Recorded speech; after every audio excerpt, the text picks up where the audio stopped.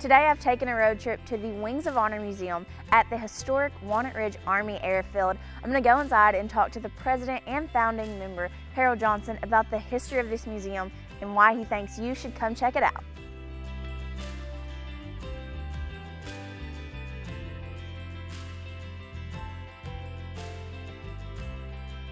So we're inside the museum now with Mr. Harold, and tell me a little bit about the history of Wings of Honor.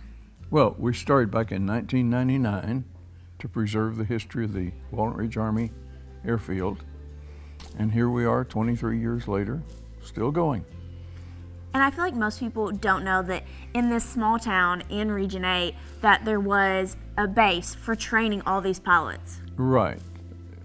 It was one of 26 basic flying schools that were ultimately constructed in the United States. It was their intermediate phase of flight training. Wasn't supposed to be in Walnut Ridge, supposed to be over in Halls, Tennessee. When they did the surveying, they determined they'd have to move 5 million cubic yards of dirt, and Washington said find another site. So we were the lucky spot. Gotcha. So how many, pilots came through here? 5,310.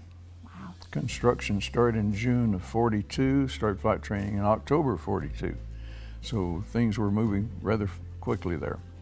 So a very important part of World War II history. Right, exactly. About 3.5% of all the pilots that were trained during that time came through Walnut Ridge. Wow. And all of this stuff is obviously to remember those pilots and those wars. That's right. That's our purpose here, is to preserve the history of the airfield and the other important contributions of the airfield to the war and to our freedom. So this is a really they plane that we're standing in front of. Tell me a little bit about this. Yes, that's a BT-13. That's what they used to train here during the war. They had about 250 of them at the peak of training. And after the war, those things were offered for sale for $450 a piece. Today, if you find a good one, it's going to run you probably $80,000 to $120,000. So we should have bought up a bunch, right?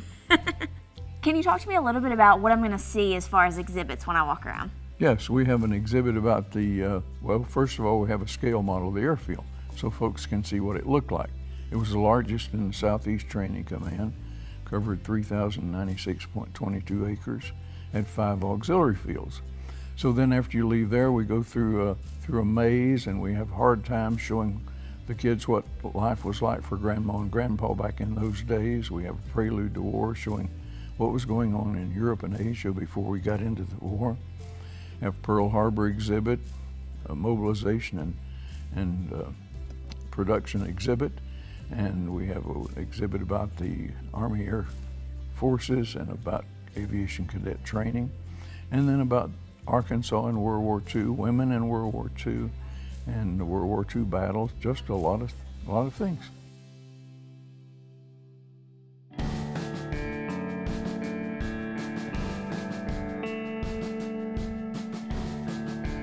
So I hear that Walnut Ridge was also really important after the war as these planes were decommissioned. Can you tell me a little bit about this? Well, the United States had about 40,000 surplus airplanes they didn't have any further use for. The jet airplane was just coming online. So they had a bunch of fighters and bombers and transport planes, training planes that they needed to get rid of. They brought up, some folks say 10,000 here, one book says 11,000, we're not really sure. These were all offered for sale, and most training planes, most transport planes sold, but there wasn't much market for fighters and bombers. So in the fall of 1946, they offered 4,865 of these airplanes in a lump sum bid. Those all had to be chopped up and melted. Mm-hmm. So they built 2 smelters down near the end of the ramp, and over the course of about 18 months, chopped up and melted these airplanes. So they'd pull off the propellers and engines and instruments, radios, batteries, landing gear, anything that wasn't aluminum. And they chop them up and melted them. Wow. So, can you explain to me again what all these pictures are back here? Well, the small photos, top row and bottom row, were made November 15, 1945. And the center photos, the larger ones, were made in March of 47. So it shows you what the field looked like at that time. It was covered with airplanes from Village Creek on the east all the way to the north boundary, all the way to the south boundary. So a lot of airplanes parked up around the hospital complex, the officers' quarters, the WAC quarters, airplanes everywhere.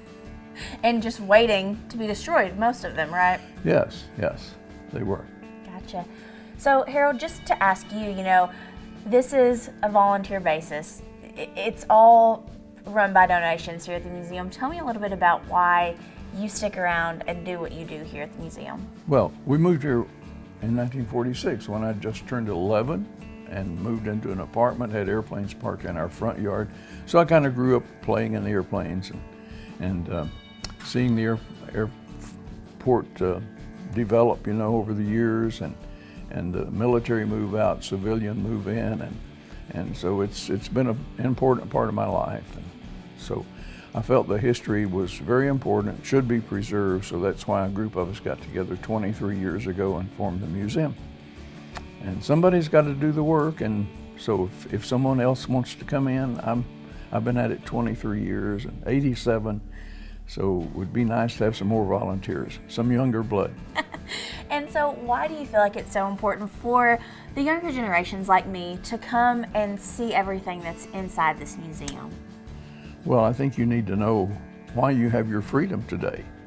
And the things that are here shows the importance of keeping that freedom and what sacrifices have been made. There were 42 young men died in training here. And so anyway, it's an important part of our history here. We made an important contribution to the war. It created about 2,500 construction jobs, and it gave the local folks a feeling of helping in the war effort, because they were working, they were helping to win the war. Instilled a sense of pride in them. Exactly. So how can someone plan their trip to Wings of Honor? Well, just come any day, Monday through Saturday, 9 to 5. You can go on our website, wingsofhonor.org, or on Facebook and look us up. Come to see us. Thanks so much for joining me today on my road trip to the Wings of Honor Museum in Walnut Ridge. Of course, thank you as always to our sponsor, First Security Bank, for making these road trips possible, and KAIT wants to extend a thank you to all of our veterans who serve to protect us. As always, you can go to KAIT8.com/road trip to see where we've gone and let us know where we should go next. See you next time.